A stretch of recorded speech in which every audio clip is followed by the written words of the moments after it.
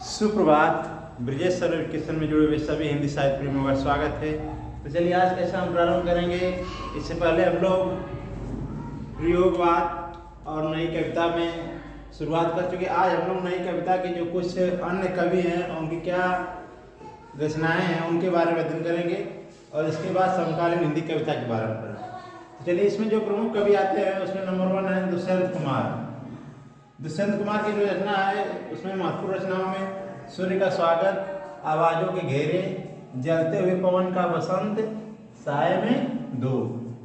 इनका एक पद रचना है जो काफी फेमस है।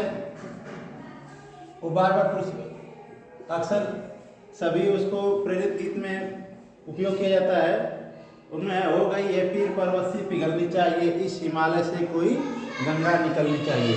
वो दुष्यंत कुमार की रचना है। इसमें अगले कवि आते हैं श्रीकांत वर्मा, जिनकी रचना है दिनोरंभ, भटका मेघ, माया दर्पण, जल सागर और मगर। ये रचना है श्रीकांत वर्मा जी की। अगले कवि इसमें आते हैं रघुवीर सहाय।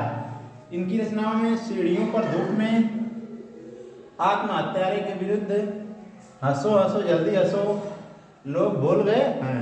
ये रचनाएं जो हैं ये रघुवीर सहाय जी की। आगे इसमें सुदामा पांडे धूमिल जो है ये भी प्रमुख रचनाकार है। उनकी रचना देखिए संसद से सड़क तक। ये काफी फेमस रचना है सुदामा पांडे धूमिल जी की। धूमिल जी का पूरा नाम सुदामा पांडे।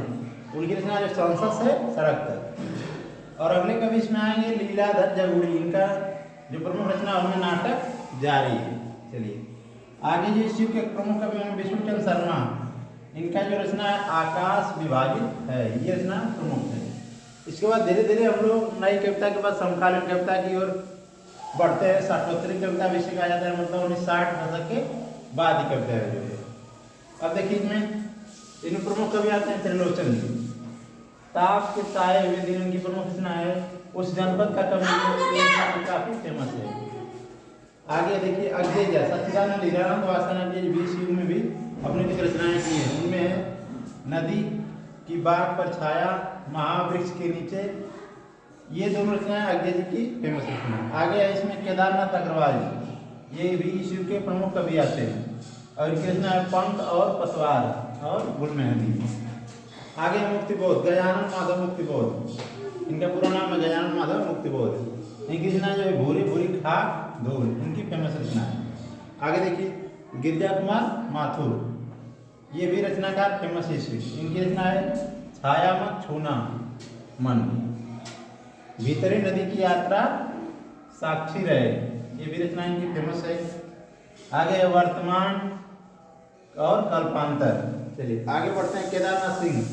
ये आलोचक हुए अच्छे साहित्य हिंदी में अपनी आलोचना के कारण प्रसिद्ध है। यहाँ से देखो।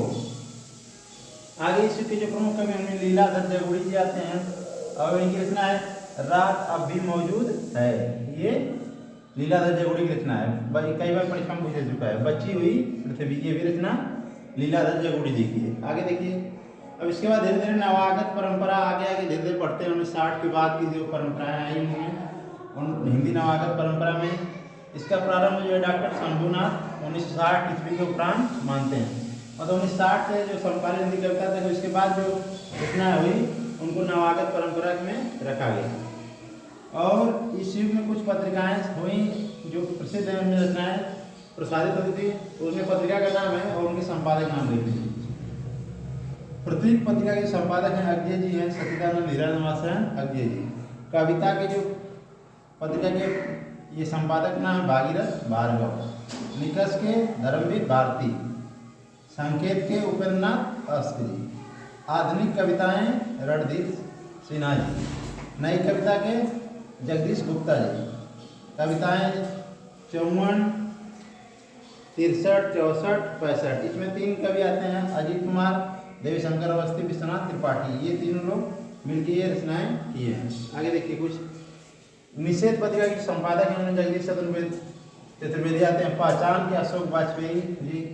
धर्मयुग जो है धर्मवीर भारती अपने नाम पर ये पत्रिका निकाले थे, धर्मयुग। और बाद में इसको गणेश मंत्री जी 20 में शामिल हुए इस पत्रिका के संपादक में। रविवार पत्रिका के उदयन शर्मा जी। इंडिया टुडे के प्रभु चावला जी, कादम्बिनी के राजेंद्र अवस्थी जी। आगे कुछ और पत्रिकाएं जो आदमी में आई उनमें हंस, जो पहले मुंशी प्रेमचंद इस पत्रिका के संपादक थे अपने समय में, बाद में हंस पत्रिका के संपादक राजेंद्र यादव जी। कई बार परीक्षा हो जाता है कि हंस पत्रिका के समकालीन युग में कौन जे रचनाकार इसके संपादक है, तो राजेंद्र यादव जी और गंगा के कमलेश्वर जी। अब देखिए आलोचना जो है इसके नामवर सिंह फेमस है, ये आलोचक लेखक के रूप में नामवर सिंह का नाम आता है। अब कुछ वर्तमान पत्रिकाएं देखिए जो इस समय संपादित हो रही है, कहाँ से हो रही है, उसका स्थान क्या है। समीक्षा जो पत्रिका है पटना से प्रकाशित होती है, आजकल जो है दिल्ली से प्रकाशित होती है, वर्तमान साहित्य ये इलाहाबाद से प्रकाशित होती है, विकल्प जो है पत्रिका ये भी इलाहाबाद से प्रकाशित होती है, वैचारिका जो है ये भी मुंबई से प्रकाशित होती है, और उत्तर प्रदेश एक रचना है ये पत्रिका उत्तर प्रदेश जो लखनऊ से प्रकाशित होती है। इसमें जो है अब की जो पत्रिकाएं हैं निकलती हैं यहाँ से प्रकाशित हो रही है, उनके नाम है, उनके स्थान दिया गया है। ये था हमारा नई कविता अन्य कवि प्रसिद्ध। धीरे धीरे अब हिंदी साहित्य इतिहास हम लोग समाप्त कर रहे हैं, अब आगे आगे उपन्यास के बारे में पढ़ेंगे, अलग से कहानी के बारे में, इस तरह आदि टॉपिकों पर, नाटक के बारे में अब अलग अलग विधाओं का अध्ययन करेंगे। इसके बाद काव्य शास्त्र का अध्ययन करेंगे। तो जो लोग भी टीएसटी यूपीटेट सीटेट आदि की तैयारी कर रहे हैं हिंदी विषय हेतु, तो हमारे चैनल पर नए हैं तो ब्रिजेश सर एजुकेशन को लाइक करें, सब्सक्राइब करें और सभी लोग जुड़े रहेंगे। ऐसे ही आप लोगों को वीडियो मिलती रहेगी। धन्यवाद।